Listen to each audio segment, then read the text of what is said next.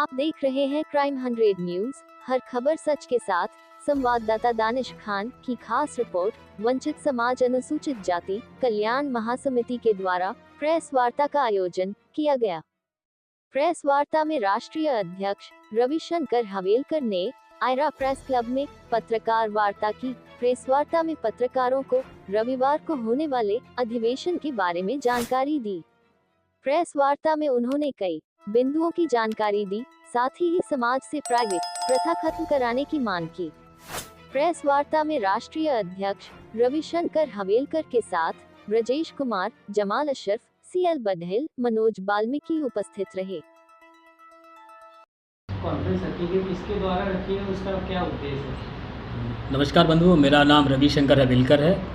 मैं राष्ट्रीय अध्यक्ष वंचित समाज अनुसूचित जाति कल्याण महासमिति से हूँ। और कल 11 तारीख को हम लोग शाम को 4 बजे सहनाई गार्डन में कानपुर नगर में आयोजित किया गया है। महर्षि वाल्मीकि जी के हम लोग मानने वाले लोग हैं और राज्य स्तरीय वाल्मीकि स्वाभिमान सम्मान अधिकार सम्मेलन का आयोजन किया गया है।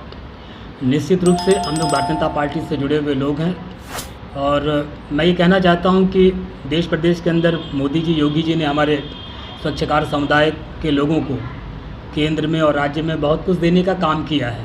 लेकिन कभी कभी क्या होता है कि जब सूरज की रोशनी सब जगह जाती है तो बहुत सारे ऐसे क्षेत्र होते हैं जो उस प्रकाश से वंचित रह जाते हैं। मैं जो कल हमारा वाल्मीकि समाज का राज्य स्तरीय सम्मेलन हो रहा है, जिसमें हमारे उत्तर प्रदेश सरकार के दर्जा प्राप्त राज्य मंत्री भाई गुलाम मोहम्मद जी हैं, जो डायरेक्टर हैं वक्फ विकास निगम के, उनको मैंने चीफ गेस्ट के रूप में आमंत्रित किया है। कानपुर महानगर उत्तर प्रदेश से हम लोगों ने अपने जिलाध्यक्ष दीपू पांडे जी, सलील बिश्नोई जी, सुरेश अवस्थी जी और सुरेंद्र मैथानी जी, अरुण पाठक जी, ऐसे जो भारतीय जनता पार्टी के हमारे प्रतिनिधि हैं महानगर में, उन सबको भी हमने आमंत्रित किया है। विषय हमारा ये है कि कानपुर बुंदेलखंड क्षेत्र में जो 17 ज़िले हैं, जिसमें 10 लोकसभाएँ हैं, 54 विधानसभाएँ हैं और 12 सुरक्षित है, लेकिन कहीं ना कहीं जो हमारी संख्या का अनुपात है इस कानपुर बुंदेलखंड क्षेत्र में, उससे हम वंचित हो गए। हमारा यहाँ पर राज्यसभा का सदस्य नहीं, विधान परिषद में नहीं, विधायक नहीं, दर्जा प्राप्त मंत्री नहीं, आयोग में, निगम में, बोर्ड में अध्यक्ष उपाध्यक्ष नहीं। तो ये हमारे समाज में इस चुनाव में जब हम लोग भारतीय जनता पार्टी की नीतियों को लेकर के, आदरणीय मोदी जी और उत्तर प्रदेश के यशस्वी मुख्यमंत्री योगी जी की नीतियों को लेकर के, और जो बहुत सारी योजनाओं से शासन ने जो आच्छादित किया वंचित तबके को, गरीब निर्बल समाज के लोगों को, जैसे उसमें आपने देखा हो आसरा में कॉलोनी देने का काम किया, प्रधानमंत्री आवास देने का काम किया, हमने किसानों को सम्मान निधि देने का काम किया, मुफ्त में शौचालय देने का काम किया, सिलेंडर देने का काम किया, मतलब बहुत सारी योजनाओं से वित्त विकास निगम के माध्यम से अनुसूचित जाति वर्ग के लोगों को करोड़ों रुपए का लोन देने का काम किया, मुद्रा का में हम लोगों ने स्टैंड अप इंडिया में काम किया। लेकिन इस चुनाव में हम जब बस्तियों में गए तो कहीं ना कहीं हम चूक गए।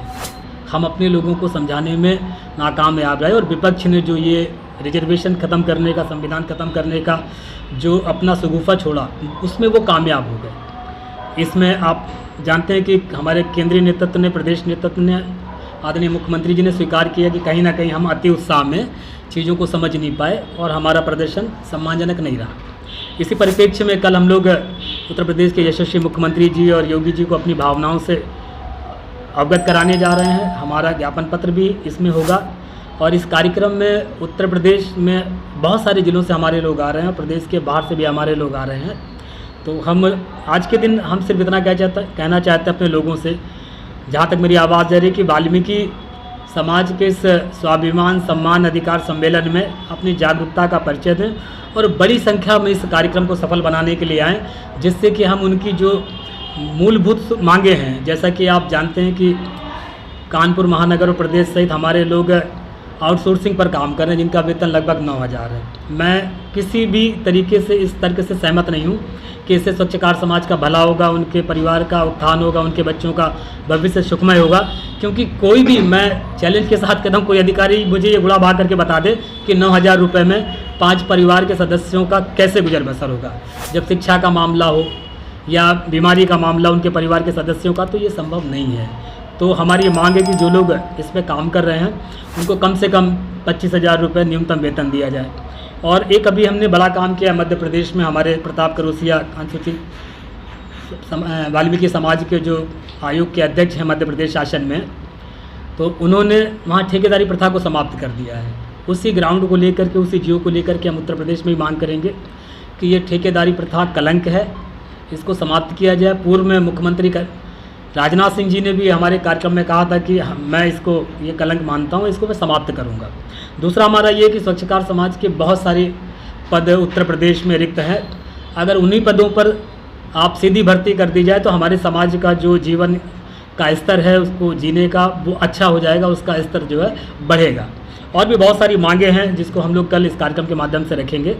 अभी तो इतना ही विषय है। और एक विषय भी बीच में आ गया, जो सुप्रीम कोर्ट की 7/6 जो खंडपीठ ने जो निर्णय दिया है आरक्षण में वर्गीकरण का, तो हमारे जितने भी वंचित समाज के लोग हैं, जैसे बसोर, बरार, धरकार, खरवार, मुसहर, बेन, कोल, आदिवासी, कठेरिया, धानुक और भी हमारी उपजातियां हैं वाल्मीकि समाज सहित, ये सब लोग इसका समर्थन कर रहे हैं कि इसमें वर्ष 2012 से पिटीशन दाखिल की गई थी पंजाब से, और इसमें केंद्र सरकार की भी अहम भूमिका है।